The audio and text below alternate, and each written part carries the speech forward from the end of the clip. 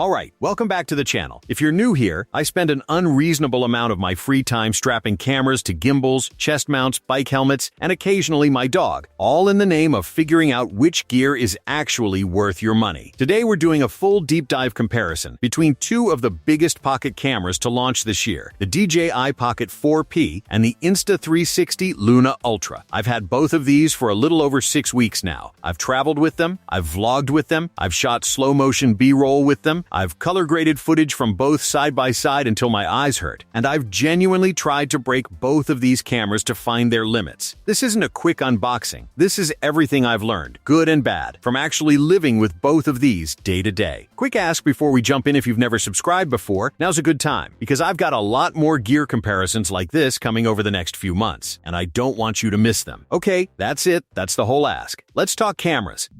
Build quality and ergonomics. Let's talk build quality, because this is where these two cameras start to genuinely diverge in philosophy. The Insta360 Luna Ultra ships with this chunky rubberized gimbal guard wrapped around the camera head, and at first I thought it was overkill. It adds bulk. It makes the camera look less sleek in photos, but after knocking it against a door frame, dropping it onto a wooden deck, and generally being careless with it the way I am with all my gear, I've come around on it completely. It genuinely feels like it's protecting the gimbal mechanism, which is the single most fragile part of any camera like this. If that gimbal head gets knocked out of alignment, your camera is basically dead until you send it in for repair, so I don't think this is a gimmick. I think it's smart engineering. The DJI Pocket 4P, by comparison, has a noticeably bigger camera head now that it's housing the extra zoom lens hardware, and that changes the balance of the whole unit. It's not unmanageable, but it does make the camera feel front-heavy when folded, and this genuinely surprised me. It makes it slightly harder to slide into a jeans pocket than previous DJI Pocket cameras. For a product literally named Pocket, that's worth mentioning. When folded down for storage, I personally lean toward the Luna Ultra. It sits flatter, tucks away cleaner, and just feels more travel-friendly. That's a small ergonomic win. But after carrying both of these around a city for a full day of shooting, small wins start to matter a lot more than spec sheets do. Screen, controls, both cameras keep the design language we've come to expect from this category. Rotate the screen to flip between horizontal and vertical shooting. Touch controls, the works. But there's one feature on the Luna Ultra that I genuinely didn't expect to care about, and it ended up being one of the biggest deciding factors in this entire comparison. The screen is removable. I know on paper that sounds like a party trick. My first reaction was cute, but do I actually need this? And then I started using it for solo vlogging, walking shots, tripod setups where I wanted to check my framing without holding the whole camera body. Being able to pop that screen off, prop it up separately, and monitor myself from a few feet away completely changed how quickly I could set up a shot. It's a legitimately clever piece of engineering, and once you've used it, going back to a fixed screen feels like a step backward. DJI's answer to this is a separate wireless monitoring accessory called the Osmo FrameTap remote, and look, it works. It's a reasonable workaround, but it's an extra thing you have to remember to charge, an extra thing you have to carry, and an extra thing that occasionally takes a few seconds to pair before you can actually see your shot. When you're trying to move fast and capture a moment, those few seconds matter more than you'd think. Filter systems. Here's a small detail that's going to matter a lot to anyone who shoots outdoors regularly. How easy is it to actually attach and remove your ND filters? The Luna Ultra uses a magnetic filter system. You line it up, it snaps into place, you're done. Taking it off is just as fast pull, and it's off. This is the same approach Insta360 used on the previous generation Pocket-style camera. And honestly, it's hard to improve on. It's fast, it's satisfying, and it means you're not fumbling with filters while a shot is happening in front of you. DJI, for reasons I genuinely don't understand, moved away from a similar system and gone with a rotate to remove filter cover, similar to what you'd find on their drones. It's not bad, exactly, it's secure, it won't fall off accidentally, and there's an argument that it's more reliable in windy or bumpy conditions. But it is slower. Every single time you want to swap filters or check your exposure without one, you're twisting a cover on and off, and that adds up over a long shoot day. If speed and convenience matter more to you than that extra bit of security, this one goes to Insta360, no contest. Accessories ecosystem. One thing DJI has that Insta360 currently doesn't is a set of magnetic pins on the back of the Pocket 4P's gimbal housing, which lets you clip on a small fill light accessory. If you've ever tried vlogging indoors at night or in a dim restaurant, you know exactly why this matters. A tiny catch light can be the difference between footage that looks intentional and footage that looks like a grainy mess. It's a small addition, but it's the kind of small addition that shows DJI is thinking about this camera as a growing ecosystem rather than a one-and-done product. I'd genuinely be surprised if we don't see more accessories built around those pins over the next year, maybe a small on-camera mic, maybe a wider diffusion panel. Time will tell. Insta360 doesn't have an equivalent yet, at least not that's been announced. Given how aggressively they've been iterating lately, I wouldn't bet against them adding something similar down the line, but as of right now, this is a clear point in DJI's favor for anyone who regularly shoots in low light and wants an integrated solution rather than a clip-on light dangling off a cold shoe mount. The resolution war, 8K versus 4K. Let's address the number that's going to be plastered across every marketing page for these cameras. The Luna Ultra shoots up to 8K video, while the Pocket 4P tops out at 4K. On paper, that sounds like a blowout win for Insta360. In practice, I want to manage your expectations here, because I don't think it matters nearly as much as the spec sheet implies.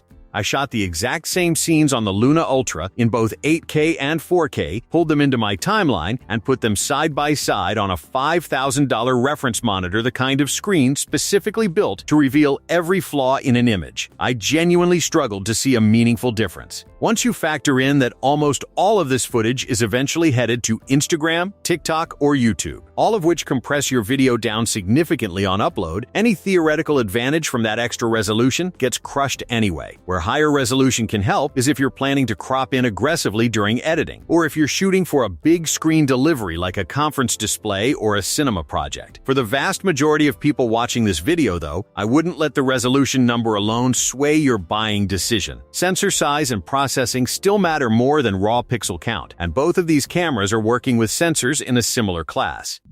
Log profiles, D-Log2 versus logo. This is where things get genuinely interesting, and where my opinion started to shift the more I used both cameras. DJI introduced a brand new color profile on the Pocket 4P called D-Log2, and it is a noticeable step up from their previous log flavor. We're talking up to 17 stops of dynamic range on paper, and in my actual color grading sessions, I could feel that extra flexibility. Highlights that would have clipped and gone flat on the older profile held together beautifully. Shadow detail that used to turn to mud stayed workable. If you're someone who genuinely enjoys sitting down and color grading your footage, pushing contrast, pulling color, building a specific look D-Log2 gives you noticeably more room to work with than what DJI has offered before. Insta360 isn't sitting still either. The Luna Ultra ships with their own new 10-bit log profile, and I want to be fair here, it's good. It's genuinely good. I had a great time grading footage from it, the colors respond predictably, and skin tones in particular hold up really well through a grade, which isn't always a given with log footage from smaller sensors. But when I pushed both profiles to their absolute limits, deliberately difficult scenes, harsh backlight, deep shadow detail, I was trying to recover DJI's extra dynamic range gave me more to work with. It wasn't a small difference in those extreme scenarios. It was a real, visible gap. Slow motion showdown. If slow motion is a big part of your content, this next section is going to make your decision very easy. The DJI Pocket 4P can shoot 4K video at up to 240 frames per second. That is an enormous amount of slow motion headroom for a camera this size, and honestly, it's a spec I didn't expect DJI to hit this generation. The footage holds up well too. It's not just a high number on a spec sheet. The image quality at that frame rate is genuinely usable, not some heavily compressed afterthought mode buried in the menu. The Luna Ultra can also hit 240 frames per second, but only if you're willing to drop your resolution all the way down to 1080p. At full 4K, it caps out around 120 frames per second. That's still respectable, and honestly plenty for most everyday slow motion shots, but if you're chasing that ultra smooth, high-resolution slow-mo look, think product shots, action sports. Anything where the slow motion moment is the whole point of the clip, DJI has a clear, unambiguous advantage here. Personally, slow motion isn't a huge part of my own workflow, so this particular category wouldn't be the deciding factor for me. But if it is for you, there's no gray area in this section. The Pocket 4P wins, and it's not close. Zoom lens performance. Now let's talk about the feature that's actually new for both of these cameras this generation: real zoom lenses. Both the Pocket 4P and the Luna Ultra ship with a secondary lens offering a genuine 3x optical zoom, plus a 6x lossless zoom, and a 12x digital zoom on top of that. This is a massive addition to this camera category. Previous generations of Pocket cameras were stuck with a single fixed wide lens, which meant if you wanted a tighter shot, you had to physically walk closer, which isn't always possible or safe depending on what you're filming. Having genuinely tested both zoom systems extensively, I'll say this: they're remarkably close in quality. Detail holds up well through the optical range on both cameras, and even pushing into the lossless 6x zoom, I wasn't seeing significant softness or noise creeping in from either camera. This consistency carries into lower light too. Neither camera falls apart when you zoom in as the sun goes down, which honestly surprised me given how small these sensors are. The only asterisk here, and I know I sound like a broken record at this point, is that pesky D-Log2 limitation on the DJI side. The zoom lens itself performs great, but remembering to switch your color profile every time you use it is an ongoing tax on the DJI shooting experience that the Luna Ultra simply doesn't have. Overall, though, this addition of real zoom capability to both cameras is a genuine leap forward for the category, and it closes a lot of the gap between these Pocket cameras and what you'd get from your phone's built-in zoom. Low-light real-world test. I wanted to go beyond controlled testing for this section and actually put both cameras through a real low-light scenario, walking through a dimly lit night market. No additional lighting, just whatever ambient light was available. Both cameras handled this better than I expected going in. Noise is present in both, which is simply the reality of working with a sensor this small. There's no getting around basic physics here. But the noise pattern differs slightly between the two. DJI's noise reduction processing tends to smooth things out a bit more aggressively, which can cost you some fine detail but produces a cleaner-looking image at first glance. Insta360's approach preserves a bit more texture and detail, but that comes with slightly more visible grain if you're viewing on a large screen. Neither approach is objectively better. It genuinely comes down to personal taste and what you're using the footage for. If you're posting straight to social media where compression is going to eat a lot of that fine detail anyway, DJI's cleaner-looking output might actually serve you better. If you're doing more serious editing and want maximum information to work with in post, Insta360's slightly grainier but more detailed files might give you more to play with, where DJI's fill light accessory, which we mentioned earlier, actually becomes genuinely useful is in exactly this kind of scenario. Clipping that light on transformed a shaky, noisy shot into something far more usable, and it's a real point in DJI's favor for anyone who frequently shoots after dark.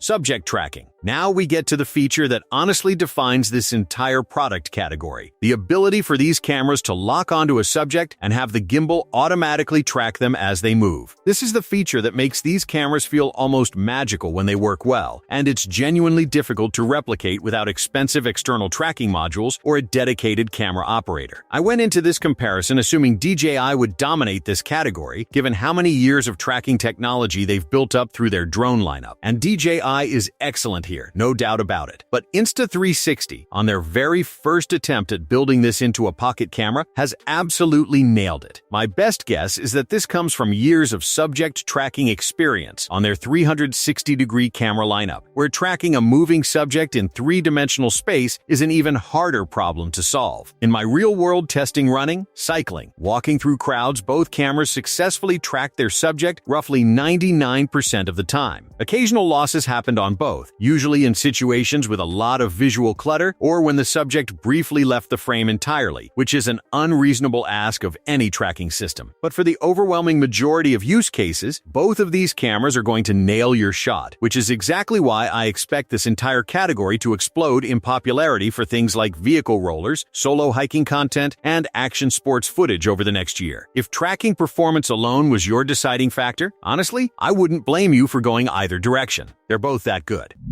Battery, storage, and reliability. Let's cover the practical, unglamorous stuff for a minute, because it matters just as much as the flashy features. Both cameras offer all-day battery life for typical shooting sessions, and both include generous internal storage, meaning you're not immediately forced into buying and managing memory cards the moment you unbox either one. Over 6 weeks of regular use, some days heavy shooting, some days barely touching them, I genuinely did not notice a meaningful difference in battery performance between the two. Both got me through through a full day of moderate use without needing a midday charge, and both charge reasonably quickly when they do need topping up. Reliability-wise, I didn't experience any crashes, freezes, or corrupted files from either camera during my testing period, which is genuinely reassuring given how much I was pushing both of them, swapping settings constantly, switching lenses, filming in extreme temperature swings during a couple of outdoor shoots. Neither camera skipped a beat. This is one of those categories where I think both companies have done their homework, and it's genuinely not going to be a deciding factor for most buyers. If you were hoping I'd uncover some dramatic reliability gap here, I hate to disappoint you, but I'd rather tell you the truth than manufacture drama that isn't there. Price and availability reality check. Here's something that might make this entire decision a lot simpler for a lot of you, depending on where you live, and I need to correct myself here, because I actually had this wrong in an earlier draft of this video. Let's start with the Luna Ultra. Since it's the simpler story, it's priced at $1,169.99 for the standard bundle in the US, available right now through the Insta360 store, Amazon, Best Buy, and select retailers. Straightforward, the Pocket 4P is a completely different situation, and if you're in the US, you need to hear this before you get your heart set on one. DJI has been placed on the FCC's covered list, which blocks the company from getting the equipment authorization required to legally sell new hardware in the United States. That's not a slow shipping delay or limited stock. It means DJI cannot officially sell the Pocket 4P in the US at all right now. Officially, the camera is priced much lower than the Luna Ultra, well under $600 in markets where it is available, like the EU and China. But if you're in the US and you go looking for one anyway, you'll only find it through third-party importers, usually marked up close to $1,000, with no official DJI warranty behind it. So if you're in the US, this alone might make your decision for you. The Luna Ultra is the only one of these two cameras you can actually walk into a store or click buy on through normal authorized channels. I'll drop links in the description so you can check current pricing and availability where you live, because I know this situation has been shifting and I want you working from the most current information, not what I'm telling you today. The final verdict.